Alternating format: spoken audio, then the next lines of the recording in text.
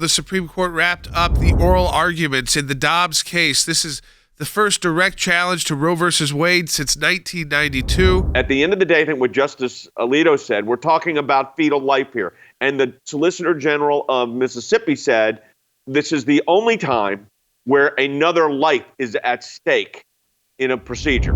The fetus has an interest in having a life, and that doesn't change, does it, from the point before viability to the point after viability?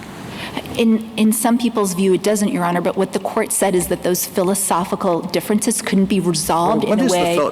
That's what I'm getting at. What is the philosophical argument, the secular philosophical argument for saying this is the appropriate line? This was, I think, a direct response because Justice Sotomayor earlier had said the only real interest here in putting restrictions on abortion are religious.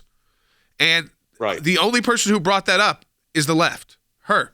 I don't think the other attorneys tried to bring that up because they know that that's not a where you want to go. We're completely forgetting about the interest and the right to life of the baby. And I think that was very important, that this is not just about whether a mom, doesn't really want to have the burden of parenting and make some social choice. We are killing the life of a baby. Well, they didn't want to talk about the medical science because that certainly doesn't support their argument. I mean, that doesn't work for them. So what do they do instead? Well, they say, okay, well, we're not going to do medical science. This is all about religion, and we're going to make this a religious argument. And the question, of course, first of all, that's irrelevant to the constitutionality. Yep. Let's say there are religious and philosophical reasons. Well, that's fine. There's also constitutional reasons. When they started talking about viability in this context and the secular versus the religious, it was Justice Sotomayor who started downplaying, actually, the science that talks about the ability of this child to feel pain, about a heartbeat, about the physical development of the human being in the womb. Because those things don't support their argument, she immediately starts questioning the science behind those.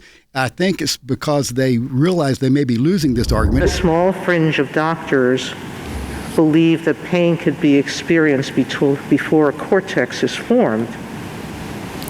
Does it mean that there's been that much of a difference since Casey? I've actually deposed doctors on this and have used experts on this. And the medical science, when they do surgery in utero, they give anesthetic to the child.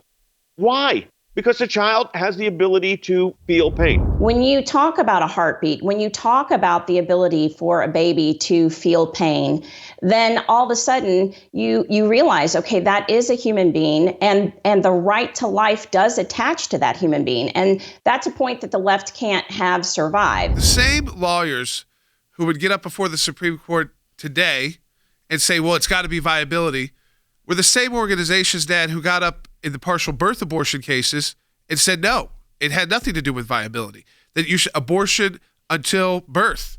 This is, and I think that the justices of the court, they know that. The groups like Center for Reproductive Rights and Planned Parenthood, they don't support a viability standard. That's not their standard. Their standard is abortion with no restrictions. I'd like to focus on the 15-week ban because that's not a dramatic departure from viability. It is the standard that the vast majority of other countries have. When you get to the viability standard, we share that standard with the People's Republic of China and North Korea. And I don't think you have to be in favor of looking to international law to set our constitutional standards to be concerned if those are share that particular time period. I think there's two questions there, Your Honor, if I may. First, that is not correct about international law. In fact, the majority of countries that permit legal access to abortion allow access right up until viability, even if they have nominal lines earlier. So, for example, Canada, Great Britain, and most of Europe allows access to abortion right up until viability. Not true.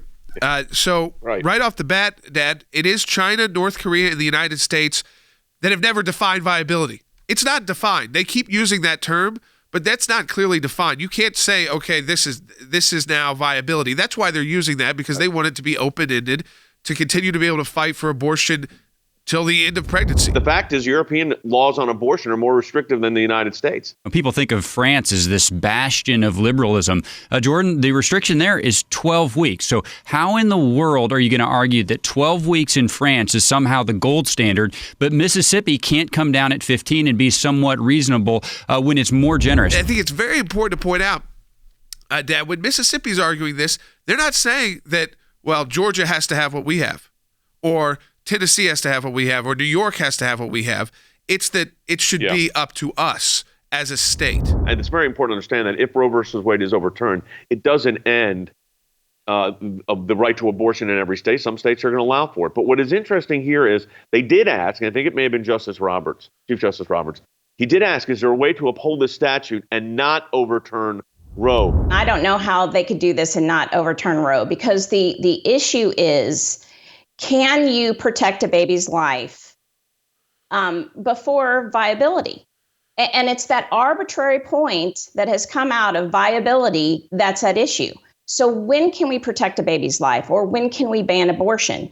And if they say viability is no longer that point, then I think it really does come down to, well, the states need to determine when it's their interest, when they are going to protect a baby's life. What has to be pointed out is that what Mississippi's arguing is that for our 15-week, we believe that you'd have to overturn Roe versus Wade, and that, again, your state where you live will have the rigorous debate, as they do currently, to determine what they want to do based on the parameters.